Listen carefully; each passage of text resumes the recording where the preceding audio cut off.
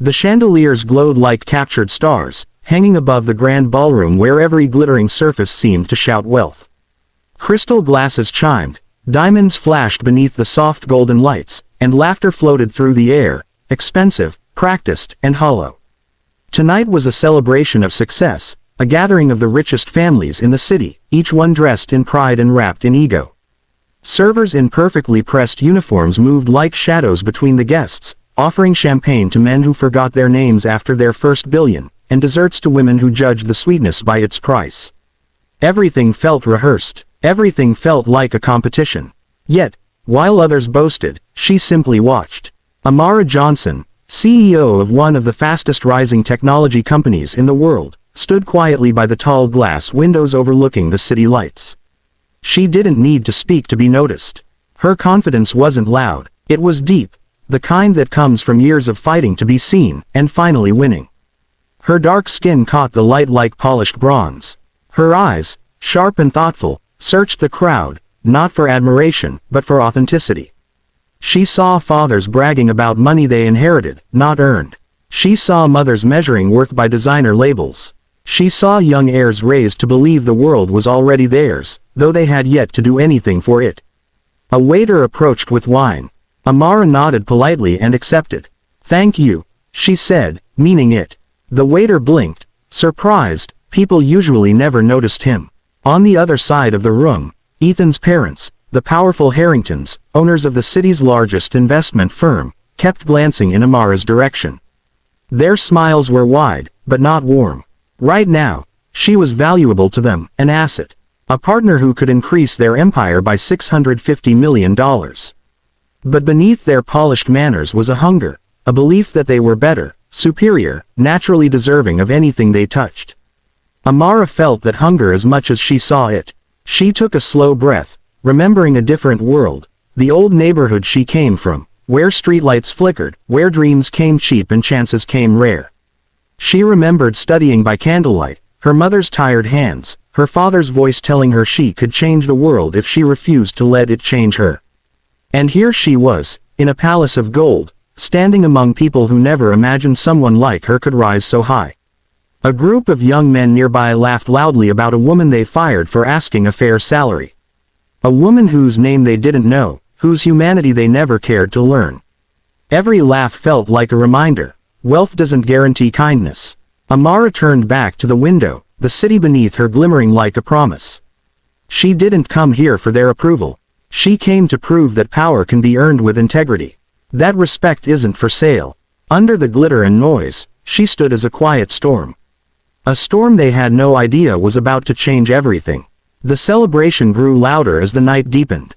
The rich drank more, manners thinned, and arrogance poured out as easily as the wine. Laughter echoed beneath the chandeliers, but not the kind that came from joy. It was the laughter of people who believed the world existed only to amuse them. Near the center of the ballroom, Ethan Harrington, the only son of the hosts, strutted like royalty. He was 21, handsome, and hopelessly spoiled, raised to believe that money dissolved consequences. His parents watched him with pride, as though his confidence was proof of greatness, not entitlement. "Go, introduce yourself to the tech lady," his mother whispered, smiling like a queen. Instructing a knight, Ethan smirked. "The one by the window?" "Yes," his father replied, lips tightening. "She needs to understand who truly runs this city." Instead of offering respect, Ethan chose a performance. He picked up a glass of deep red wine, not to drink, but to use. His friend snickered, already guessing his intention. He sauntered toward Amara with exaggerated swagger, his arrogance filling the air long before he reached her. Amara had felt his presence approaching. She turned slightly, offering a polite smile. "Good evening," she said with graceful warmth. But Ethan never stopped walking. In one careless, deliberate motion, the entire glass of wine splashed forward, spilling across her dress in a dramatic, violent streak of crimson.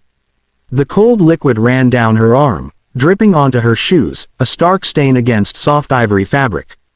The ballroom gasped, then silence, and then, laughter. Laughter from Ethan, from his friends, and worst of all, from his parents. "Oh no." Ethan covered his mouth in fake shock. "Clumsy me." His friends cackled behind him. His mother shook her head with a playful sigh. Well, accidents happen, his father added, loud enough for everyone nearby to hear. After all, it's just a dress. She should be grateful she's even invited. Every word struck like a slap. A reminder that even success doesn't erase prejudice. Amara did not react. No anger, no shame. She took a slow breath and dabbed at the stain with a napkin a server nervously handed her. Her hands did not tremble. Her eyes did not fall. She lifted her chin, meeting Ethan's gaze, and then his parents'. Her voice was soft, but it cut like truth. Dignity costs nothing. For a heartbeat, guilt flashed in Ethan's eyes, quickly buried beneath the pressure of his parents' approval. They expected her to break, to argue, to apologize for existing in a place they believed she didn't belong. But Amara simply smiled. Her grace was stronger than their cruelty. Around the room, people watched, suddenly uncomfortable. They had seen many displays of arrogance before, but rarely did those displays fail so completely. Ethan wanted to feel powerful. Instead, he looked small, a boy trying desperately to be noticed. The moment lingered like a stain on the entire night. Amara placed the ruined napkin down gently. "Excuse me," she said, her voice perfectly steady, "I have a meeting to attend." And as she walked away from them, leaving the laughter behind, no one could stop watching her. They didn't know it yet, but that one act of cruelty had already changed the future. Amara stepped out into a quieter corner of the hall, where soft music blended with the hum of distant conversations.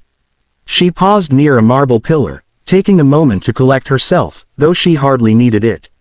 People like the Harringtons had tried to humiliate her all her life, but she had long since learned that dignity is armor no one can steal.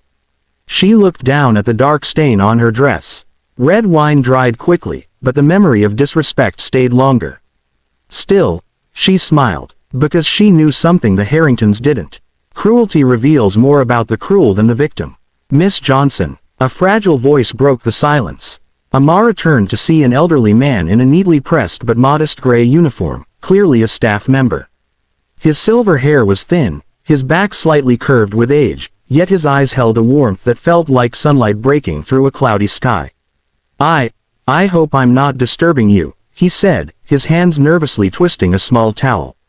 "Not at all," Amara replied, her voice instantly gentle. "How can I help?" He swallowed, emotion tightening his throat. "You may not remember me. It was years ago, a rainy afternoon on Oak Street. I was homeless then. I hadn't eaten in 2 days.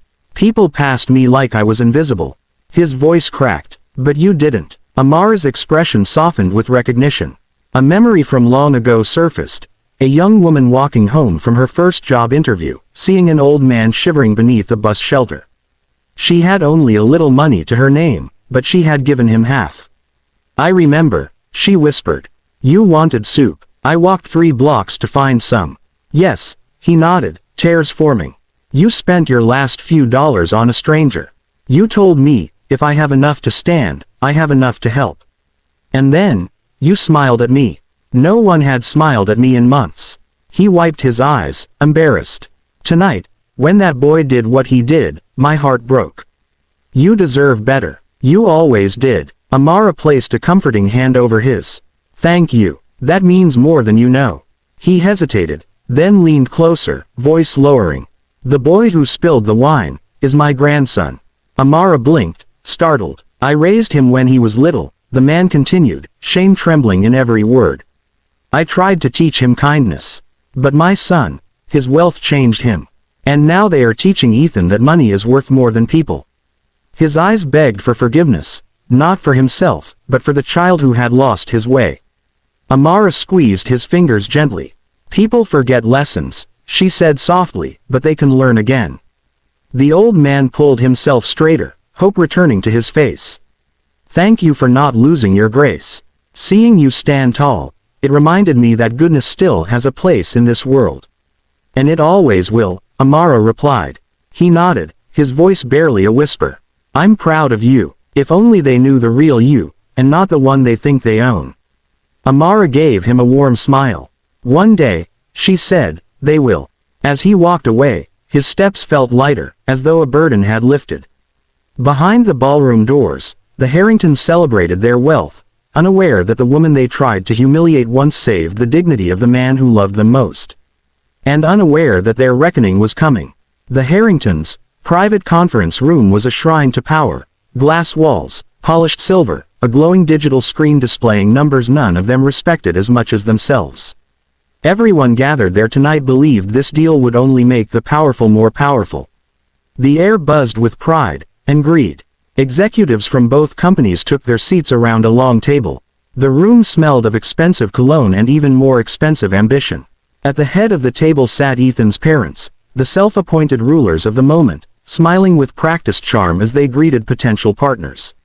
Amara entered last. Her dress was still stained, the red mark bold and visible, like a wound. The Harringtons expected her to change clothes before the meeting. That she hadn't only annoyed them more. But she walked in with her head high, the same grace she wore like a crown. "Shall we begin, Mr. Harrington announced, tapping his pen impatiently. The presentation started. Projections of profits, market dominance, the future of tech. Every slide promised billions. Every word was crafted to impress. Ethan leaned back smugly, confident the night already belonged to them. Amara watched quietly, letting them speak, letting them believe. Finally, the lights turned on and all eyes shifted to her. "It's your turn, Ms. Johnson," Mrs. Harrington said, lips tight with superiority. "We're ready to finalize." Amara stood slowly, hands clasped in front of her. She scanned the room, faces hungry for the signature that would give them more than they deserved. Her voice was calm, but it carried like truth. "I was excited about this partnership. Tonight was meant to mark the beginning of something great.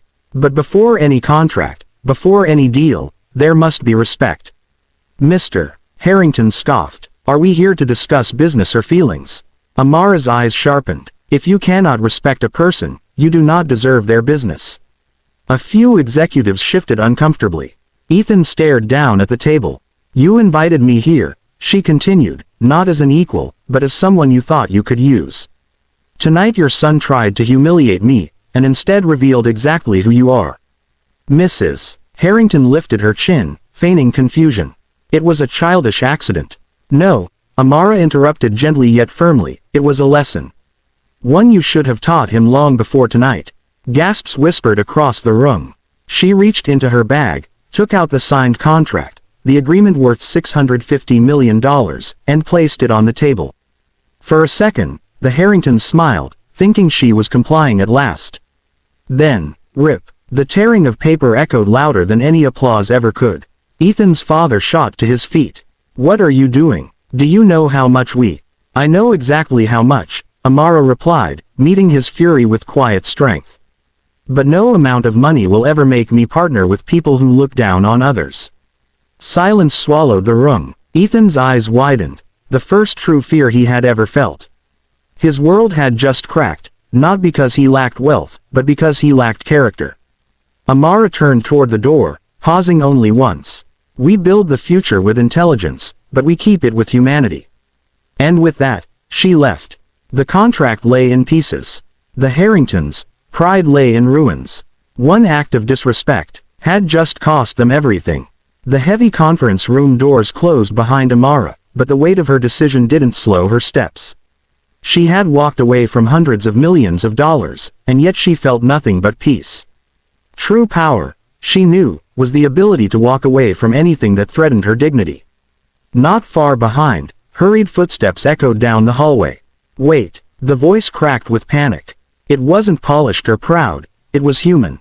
Amara turned. Ethan stood there, breathless and trembling. The confident boy from earlier was gone, replaced by someone terrified of the person he had become. His eyes flicked to the stain on her dress, guilt flooding his face. I messed up," he whispered. Amara said nothing, allowing him the space to confront his own heart. "My whole life," Ethan continued, voice shaking, "I thought being rich meant being above everyone else. That I could laugh, insult, do whatever I wanted." His voice broke. "But tonight I saw what that really looks like. And I never want to be that person again." For the first time, he looked truly ashamed. "My parents," he said, glancing back at the room he came from, "they think kindness is weakness. They think money is everything." His eyes returned to hers. But you, when you walked away from all of that, you showed me what real strength looks like. A quiet moment passed between them. Amara stepped closer, soft but unyielding in her gaze. Strength isn't measured by what you can take, she said. It's measured by what you can give. Ethan swallowed, tears threatening to fall. I'm sorry, he whispered.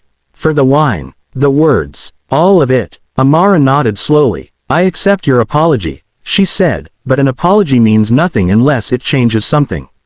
He nodded eagerly. Tell me what to do. Amara smiled, but not with triumph, with hope. Don't be sorry, be better. That is how the world changes. Those words struck him deeper than any punishment could. He realized then that her greatness wasn't in her success, but in the way she uplifted others, even those who tried to bring her down. At that moment, the old janitor, Ethan's grandfather, turned the corner. He paused when he saw Ethan, fear tightening his aging features. Ethan looked at him with new eyes. Grandpa, he breathed, I want to be like you. Kind, honest, good. The old man's heart swelled with pride, something he had feared money had stolen forever. Ethan stepped forward and embraced him, holding tight, as if afraid kindness might slip away again. Amara watched them, her own smile warm and full. She didn't ruin Ethan, she saved the part of him his family had tried to bury. With a respectful nod to both of them, she opened the exit door. Before leaving, she said one final truth, the truth that would stay with Ethan forever. Remember, the world doesn't change when powerful people rise. It changes when good people choose to rise above them. The door closed, and Amara walked out into the night, a future bright and limitless ahead of her. Inside, a boy once lost to arrogance began his first step toward becoming a man. And somewhere deep in that grand golden building, humanity took its first breath.